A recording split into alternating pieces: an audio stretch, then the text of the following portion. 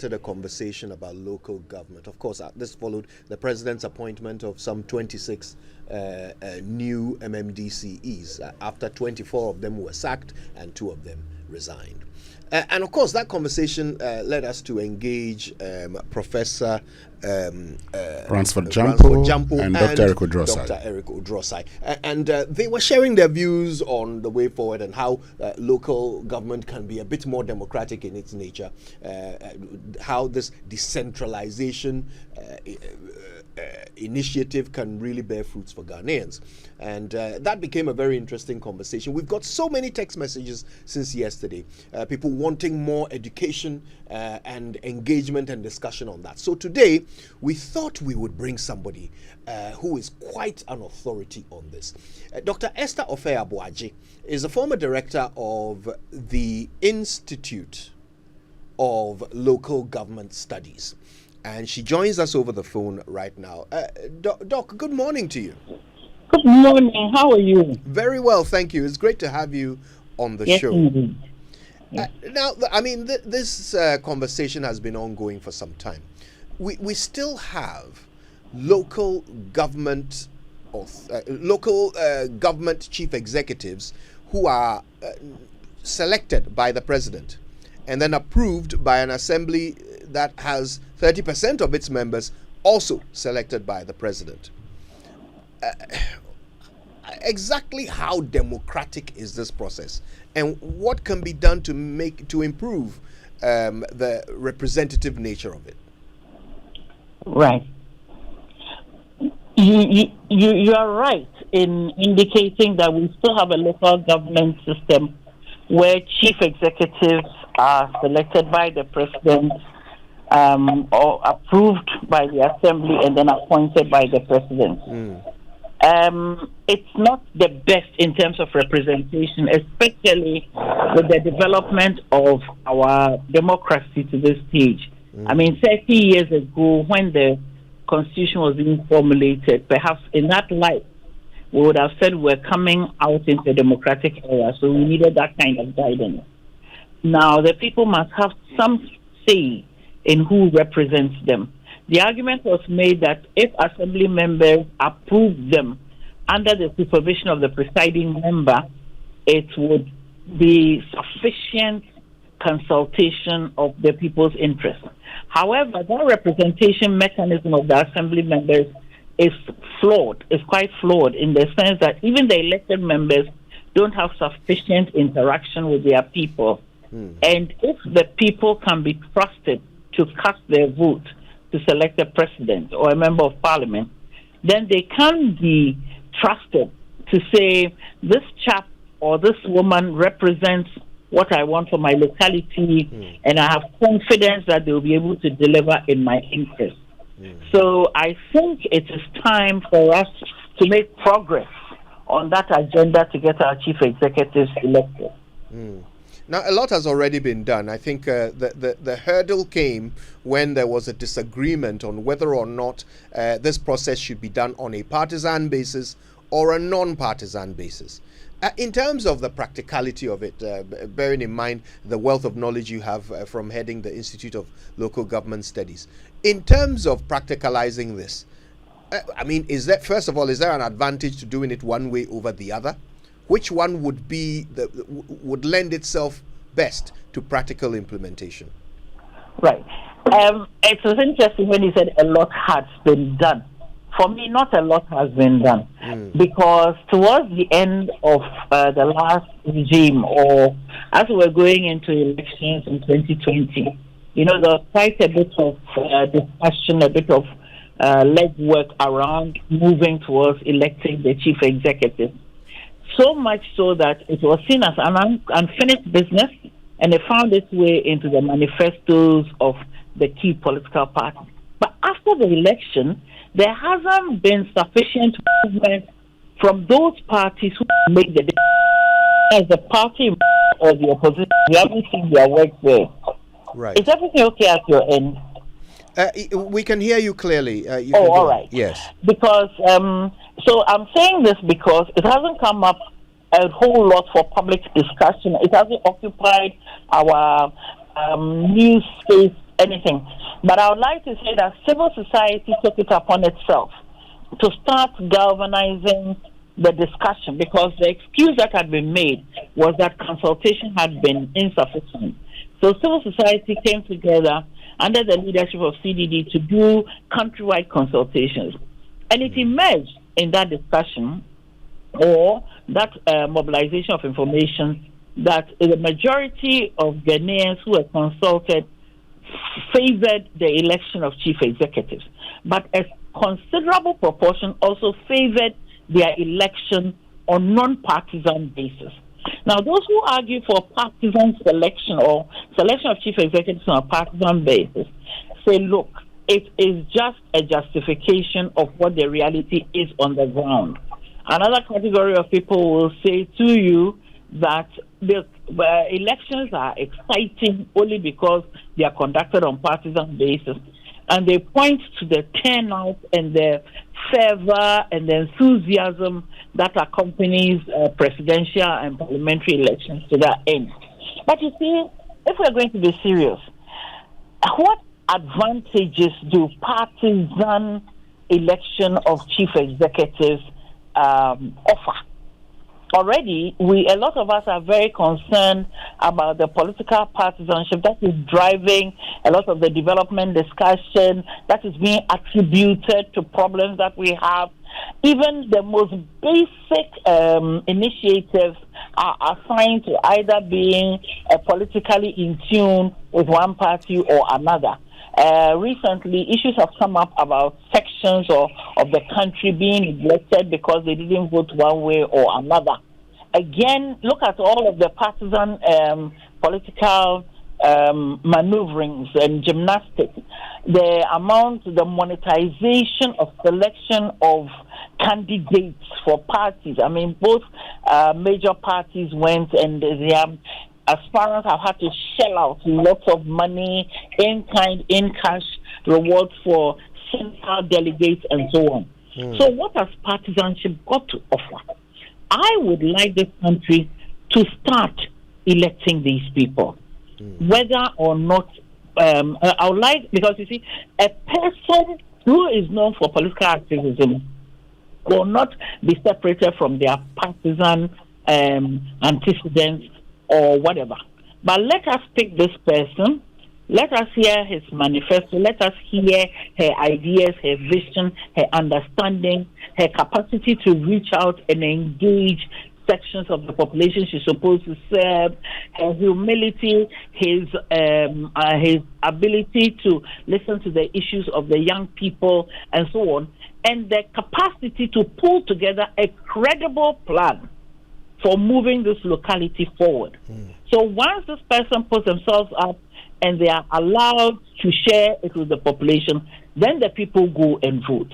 Because even the process of approving a nominee is also fraught with nuances, arm twisting, moral suasion, appeals, negotiation, tears, you name it. So I want this process started. I want these people elected. I want citizens with their the electoral capacity to vote on a person who they feel can or cannot move their localities forward.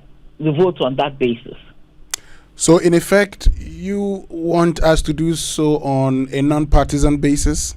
I want us to start, at least, from that position. Why don't you want us to start from a partisan position? Oh, my beloved brother. What is partisanship doing for you at this stage? What is it doing for you? No, what is it doing? Because it's just because our country our country is being torn apart by partisan considerations. This is what I'm saying.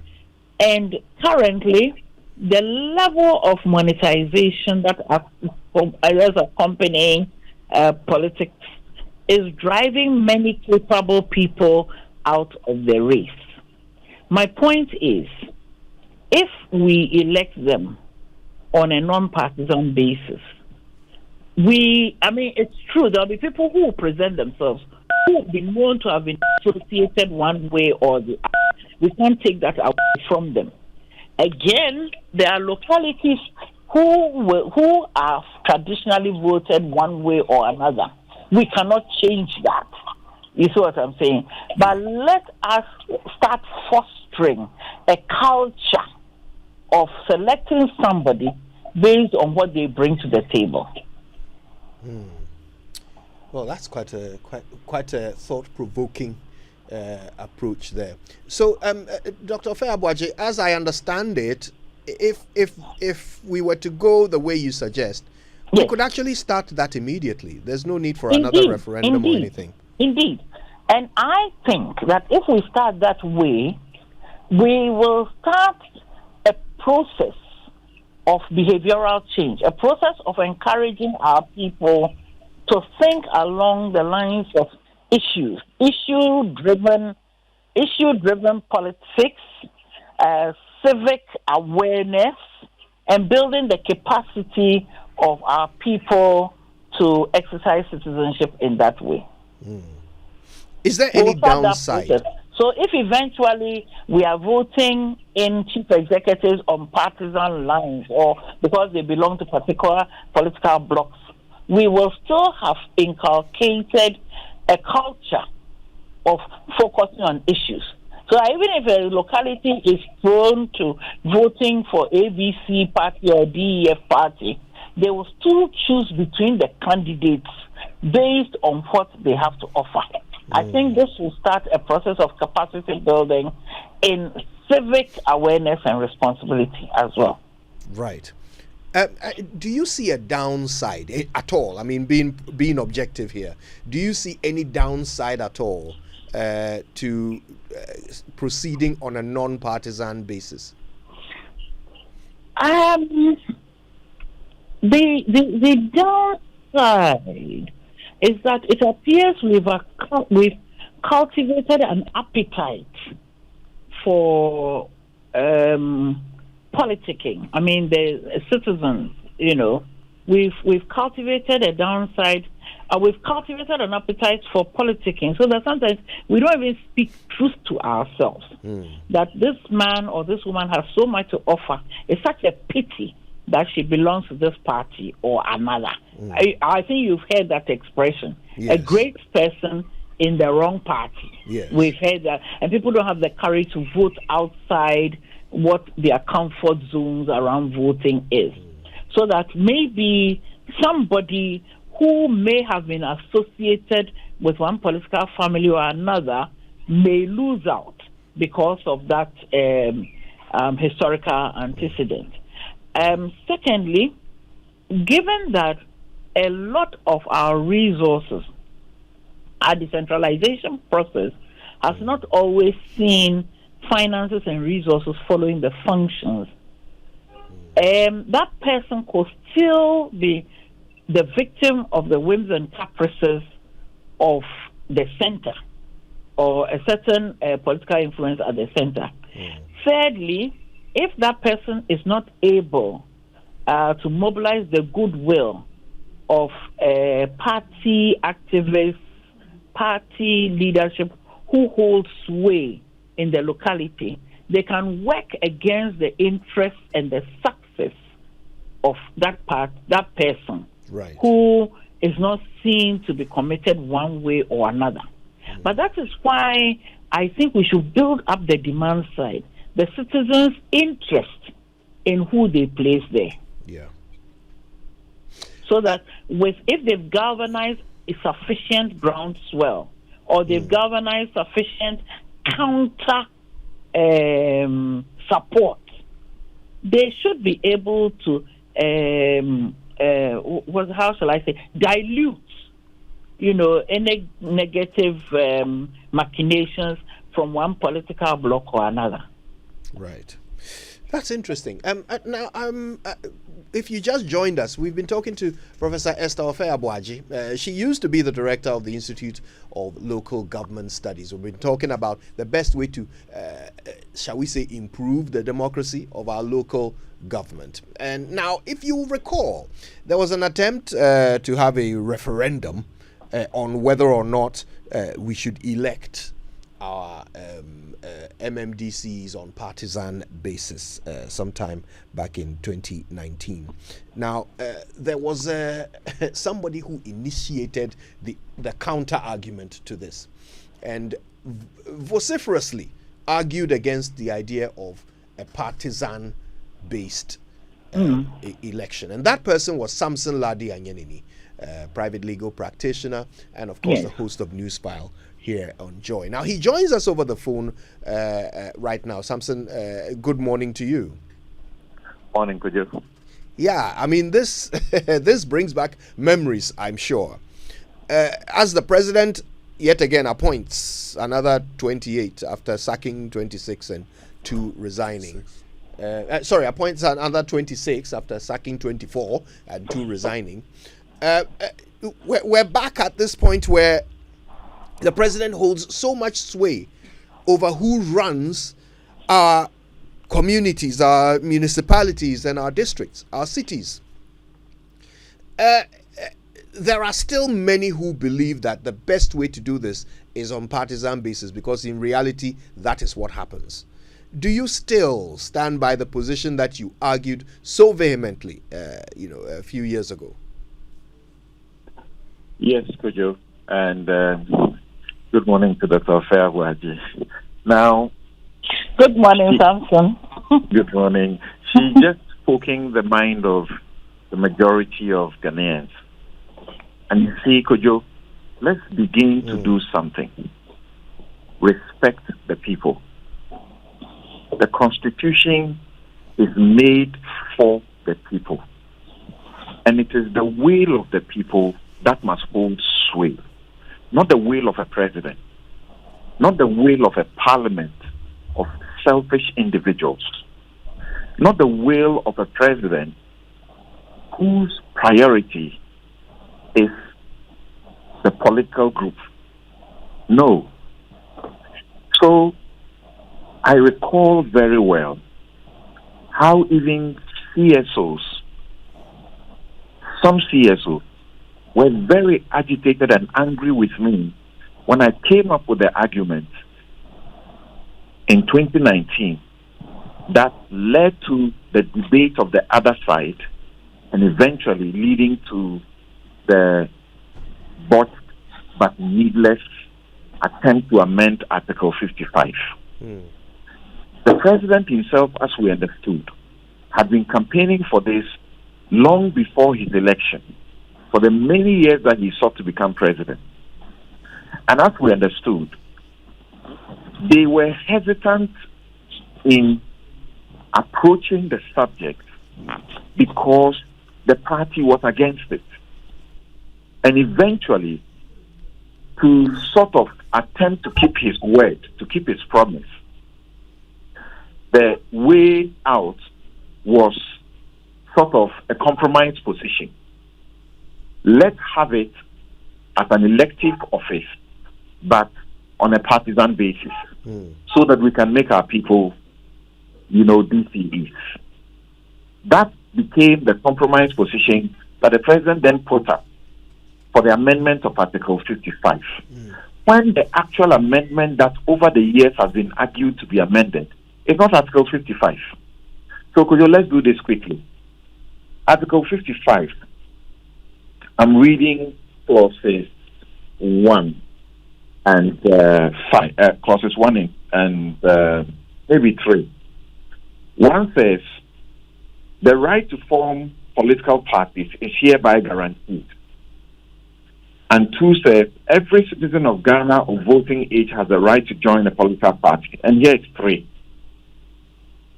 This is what we sought to amend.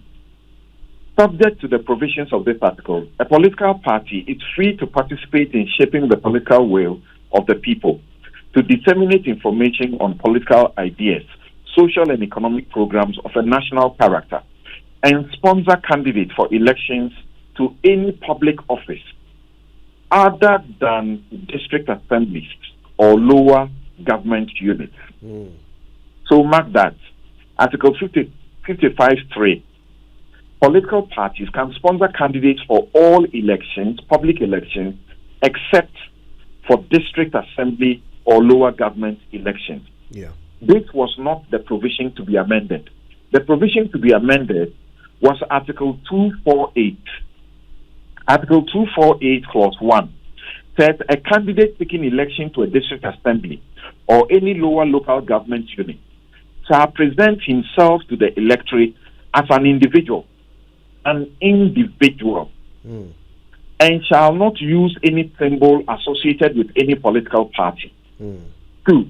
A political party shall not endorse, sponsor, offer a platform to any or in any campaign for any against a candidate seeking election to a district assembly or lower government unit.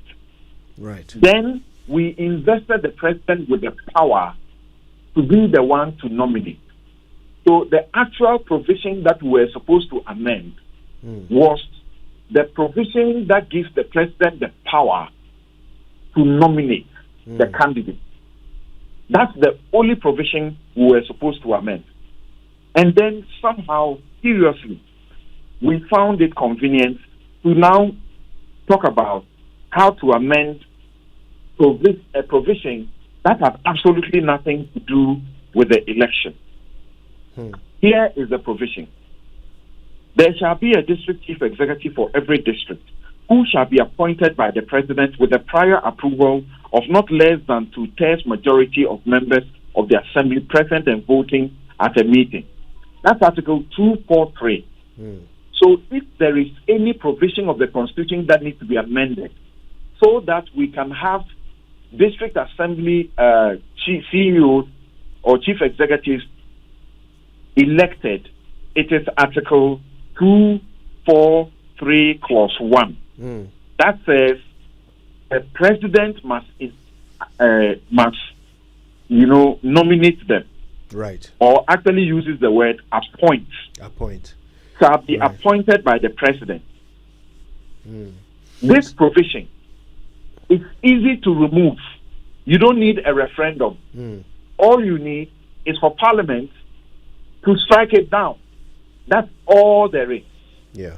Then we were ushered into a needless and expensive referendum, just wasting our money. But like Dr. Offei Aboagye asked you, Kojo, we have seen the politics, the partisan politics and what it has done to us. What benefit has it brought to us? Democracies are failing to deliver the dividends to the people. So today, the major debate in serious governance circles is about how to avoid the care that certain democracies are bringing a reversal and threatening a return to military regimes and unconstitutional regimes. Right. To reverse that, we don't have to impound the problem. We don't have to, as it were, worsen the problem. So, could I ask the question? You sitting there, wasting there, Dr. Offei Aboagye, accomplished, should be able to stand elections for a DCE without being tagged as MPP or NDC and crucified for it. They should be able to say, I don't want to belong to any of these parties, but I want to serve my people at the local level. They must not belong to a political party to do that. Today, if you don't belong to a political party, it's like entering the eye of a needle. Okay? You can't. Yeah. They will sell at the primaries. They will choose who to become, and at the primaries, the one with the biggest pocket will buy the vote and will be voted to represent the party to win the elections at the district assembly. Right. What is this very bizarre and most unfortunate argument that, they have been breaching the Constitution? The Constitution says we shouldn't present partisan people, but people have been contesting on party lines already.